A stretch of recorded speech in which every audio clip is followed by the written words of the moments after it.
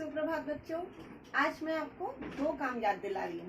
पहला, मेरी वीडियोस को लाइक, शेयर और सब्सक्राइब करना, ठीक। और दूसरा काम, बेटे आपको एक स्कूल की तरफ से इंफॉर्मेशन दी गई थी, है ना। आपको मैसेज दिया गया था, स्कूल वेबसाइट पर भी है कि एक स्कूल जो है हमारा स्कूल, वो एक डिक्लेमेशन कंपटीशन ऑर्गेनाइज कर रहा है आपके लिए।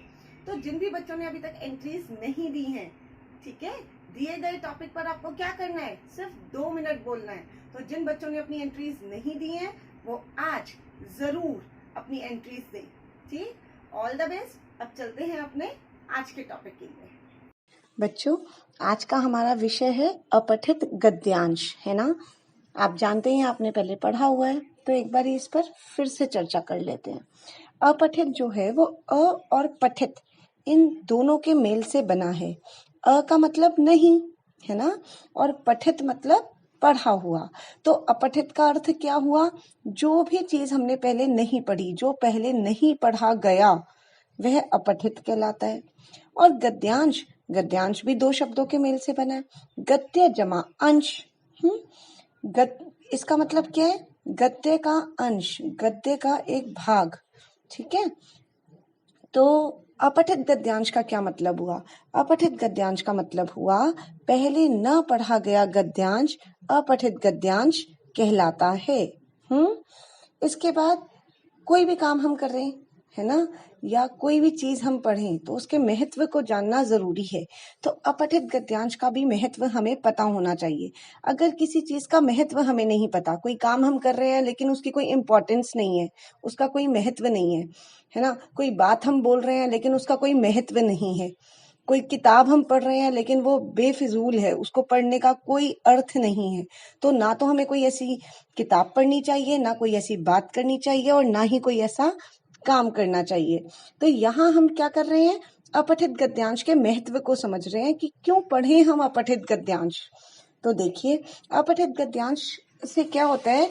इससे अर्थ ग्रहण करने की, अर्थ को, जो भी आपको गद्यांश दिया है उसके अर्थ को समझना हमें आता है, उसका क्या मीनिंग है ये हमें समझ आता है।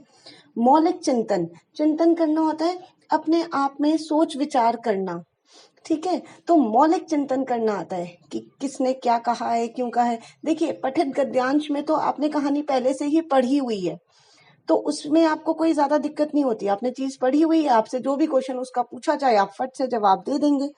लेकिन अपठित गद्यांश में, क्योंकि वो आपने पहले कभी भी नहीं पढ़ा, तो उसमें आपको खुद अपनी सोच से, अपनी विचार शक्ति से खुद समझना है कि इसमें क्या कहा गया है, उसके में क्या सही है, क्या गलत है, खुद ही मौलिक चिंतन करना है, और उसको पढ़ के स्वयं हल ढूंढने की क्षमता का विकास करना है, ठीक है।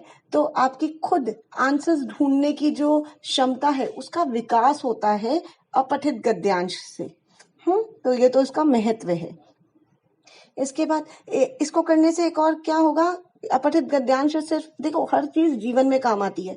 जैसे आप एक पैराग्राफ में से खुद प्रॉब्लम्स के आंसर्स ढूंढोगे, सॉल्यूशंस ढूंढोगे, है ना, प्रश्नों को हल करोगे, ऐसे ही जीवन में जब भी आपके सामने कोई ना कोई परेशानी आएगी तो आप उसको भी हल कर पाओगे, उसका हल खुद ढूंढ पाओगे। आपको किसी पर निर्भर रहने की जरूरत नहीं है कि आप किसी और के पास जाओ, उससे पूछो कि आपको क्या करना चाहिए, क्या नहीं।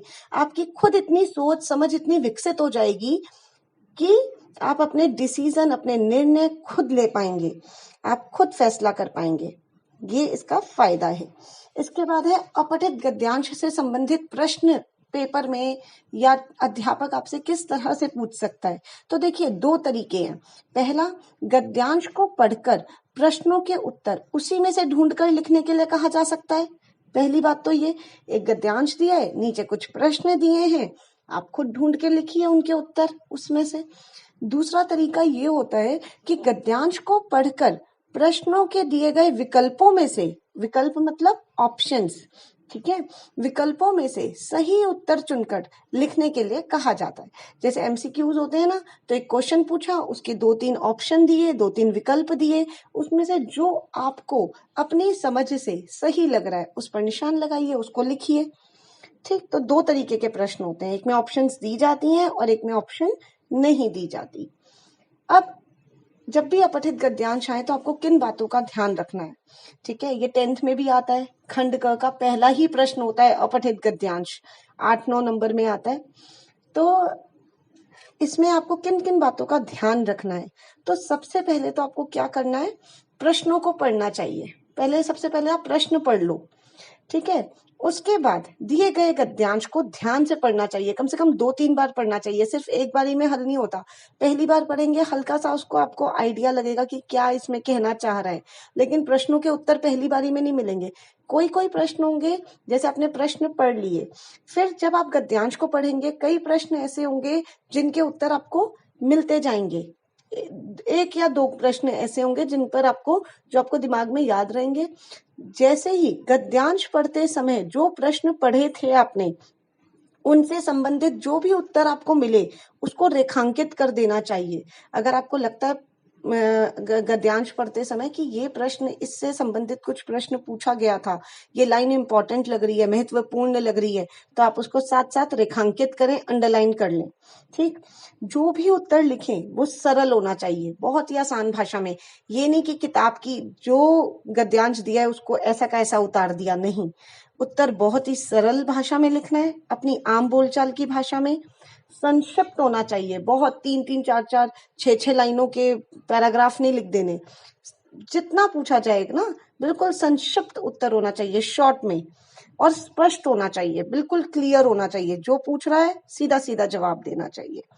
उसके बाद उत्तर अपनी भाषा में देने चाहिए, ठीक है। ये मैंने अभी आपको बोला है।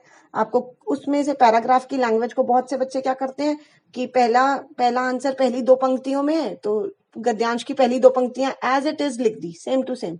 अब टीचर उसमें से थोड़ी ना ढूंढेगा, यही तो आपकी क्षमता देखी जा रही है कि आप गद्यांश में से उत्तर को अपने शब्दों में लिख पा रहे हैं या नहीं, प्रश्न के अनुसार। तो हमेशा अपनी भाषा में उत्तर देने चाहिए। उत्तर में जितना पूछा जाए केवल उतना ही लिखना चाहिए, बढ़ा चढ़ा के नहीं लिखना चाहिए, ठीक है। उत्तर गद्यांश में से ही छांटने चाहिए, उसमें अपने विचार समाहित नहीं करने चाहिए, अपने कि मुझे ऐसा लगता है, मुझे ऐसा नहीं आपको लिखना। जो पूछा गया है गद्यांश में से उत्तर ढूंढिए, अपने विचारों को उसमें ऐड नहीं करना, उनको नहीं लिखना, ठीक।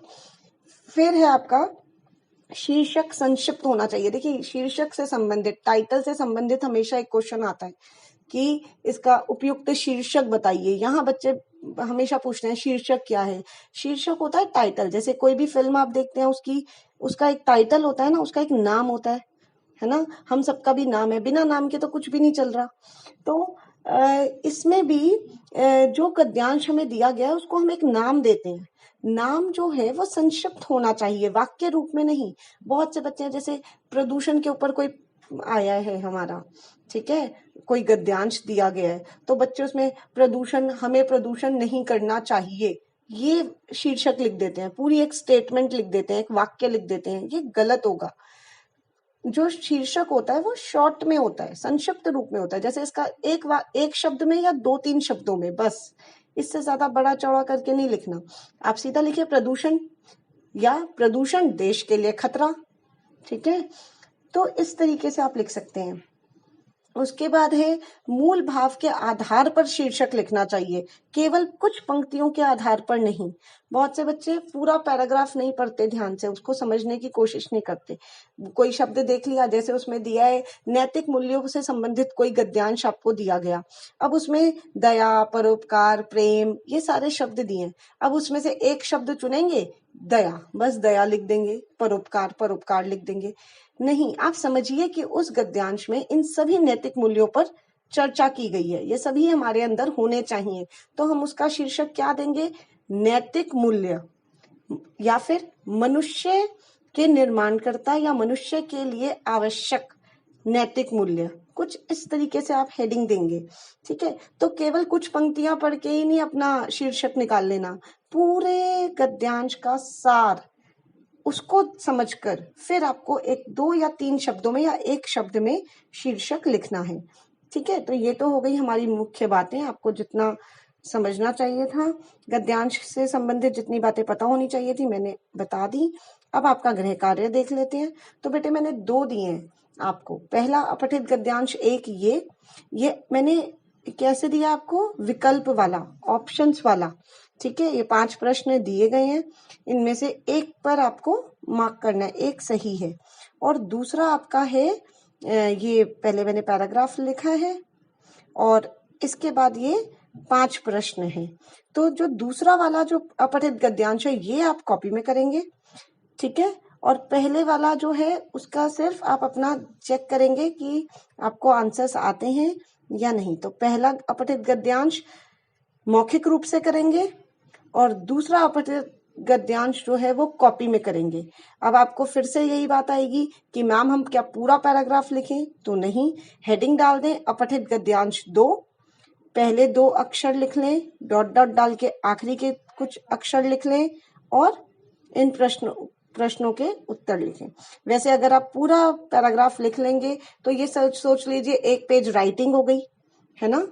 तो आप पूरा लिख लेंगे तो बहुत अच्छा है, नहीं लिख पाएंगे तो क्वेश्चन आंसर्स तो आपने करने ही हैं। तो आज का आपका गृह कार्य क्या है? अपठित गद्यांश 2। ठीक, और कोई भी दिक्कत होती है तो क्या करेंगे? कमेंट बॉक्स में पूछें।